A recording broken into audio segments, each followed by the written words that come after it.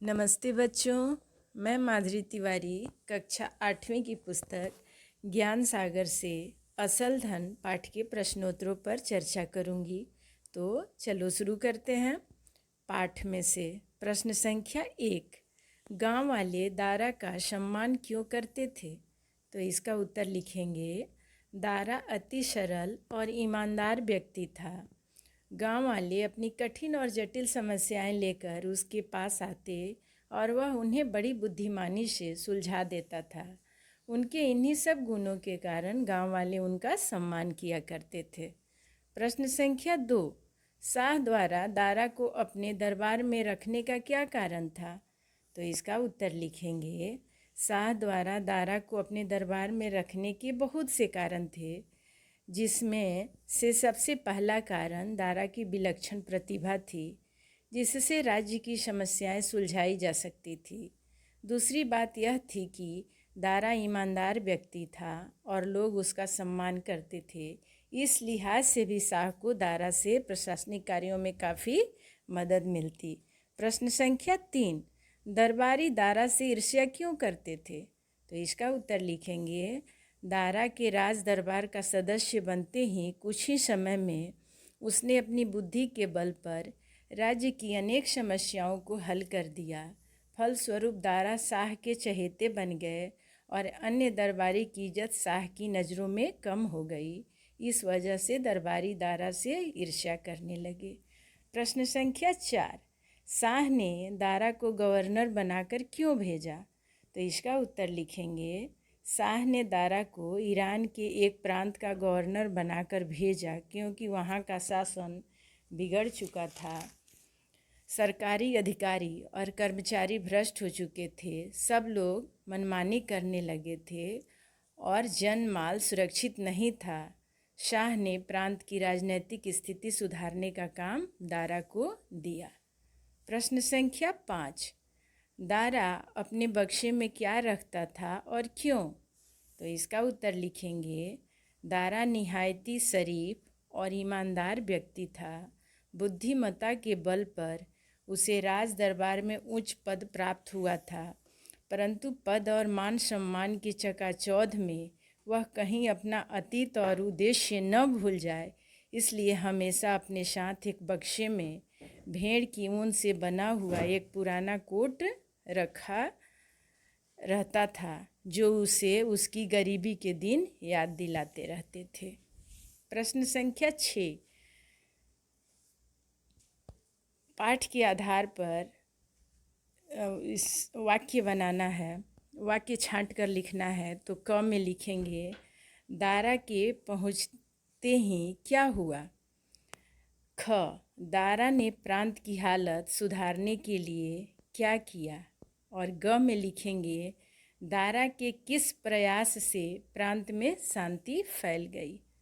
बातचीत के लिए प्रश्न संख्या 1, चरवाहे का जीवन कैसा था? तो इसका उत्तर लिखेंगे, चरवाहे का जीवन बड़ा ही सामान्य था। वह गरीब होने के बावजूद भी स्वाभिमानी था। उसकी एक टूटी फूटी झोपड़ी थी, 2 वक्त की रोटी उसे मिल जाती थी। उसके पास पहनने के लिए भेड़ के ऊन से बने फटे पुराने कपड़े थे। पूरे गांव वाले उसकी बुद्धिमानी के लिए उसका बड़ा सम्मान करते थे।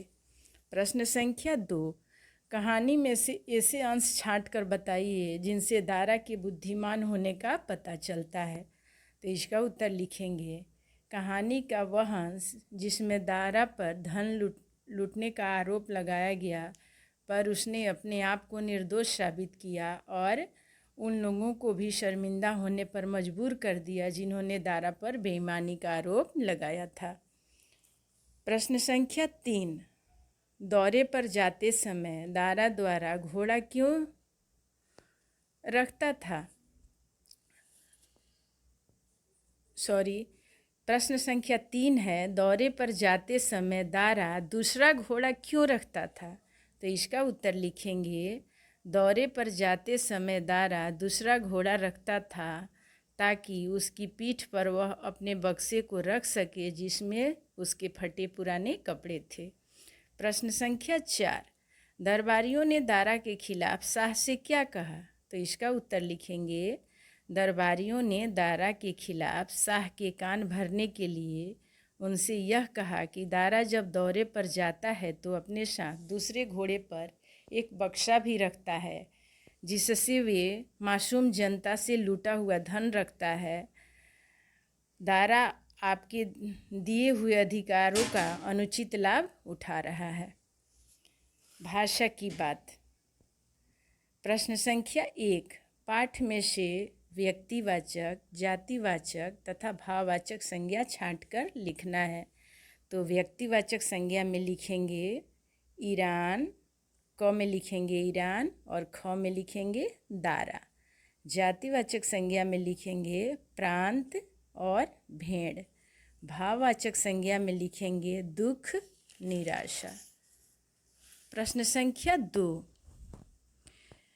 उचित मुहावरे का अर्थ लिखकर वाक्यों में प्रयोग करना है। कान भरना, तो कान भरना का अर्थ होगा चुगली करना। इससे हम वाक्य क्या बनाएंगे? दरबारियों ने दारा के खिलाफ शाह के कान भर दिए। ख, दंग रह जाना, हैरान होना। इससे वाक्य बनाएंगे, शाह की सच्चाई जानकर सारे दरबारी हैरान रह गए। ग, आँखों में चमक आना, तो उत्सुकता से देखना। इससे वाक्य बनाएंगे, सपेरे को देखते ही सारे बच्चों की आँखों में चमक आ गई। प्रश्न संख्या 3, पाठ में कई विशेषण शब्द आए हैं, आप बताइए कि वे किसकी विशेषता बता रहे हैं। तो बच्चों, विशेषण शब्द है गरीब, तो यह विशेषता बता रहा है दारा की। गरीब कौन था? तो दारा था। तो इसमें किसकी विशेषता बता रहे हैं? में लिखेंगे गरीब दारा। रूखी सूखी रोटी। भ्रष्ट, तो इसमें भरेंगे अधिकारी। बुद्धिमान, समझदार, ईमानदार, तो इसमें भरेंगे दारा। जटिल, समस्या। अब हम जीवन मूल्य प्रश्नों पर चर्चा करेंगे। प्रश्न संख्या 1 को आप लोग स्वयं पूरा करोगे। प्रश्न संख्या 2, ईर्ष्या करना उचित है या अनुचित, क्यों? तो इसका उत्तर लिखेंगे, ईर्ष्या करना अनुचित है। ऐसा इसलिए क्योंकि जिसके मन में ईर्ष्या होती है, अगर वह अपनी ऊर्जा दूसरों की क्षति में लगाने के बजाय वह आत्म उन्नति में लगाए तो ईर्ष्या का सकारात्मक पक्ष सामने आता है। इसलिए ईर्ष्या करना अनुचित है। प्रश्न संख्या 3, मन में ईर्ष्या का भाव उत्पन्न ही न हो, इसके लिए आप क्या करेंगे? तो इसका उत्तर लिखेंगे, मन में ईर्ष्या का भाव उत्पन्न ही न हो, इसके लिए हमारा मन किसी विशेष लक्ष्य में पूर्ण होना चाहिए, जिसमें किसी और क्षेत्र के बारे में सोचने या चर्चा करने के लिए फिजूल समय ही न हो। ऐसी स्थिति में हमारा मन केवल हमारे लक्ष्य पर केंद्रित रहता है। प्रश्न संख्या 4, आप अपने परम मित्रों और संबंधियों द्वारा भेंट की गई किन वस्तुओं को संभाल कर रखते हैं? तो इसका उत्तर लिखेंगे कि मैं अपने मित्रों या संबंधियों द्वारा भेंट की जाने वाली चीज़ों में खासकर उन चीज़ों को संभाल कर रखने का प्रयास करता हूँ जो हस्त निर्मित होती है। हस्त निर्मित का मतलब आप लोग समझते हो, हाथ से बनाया गया।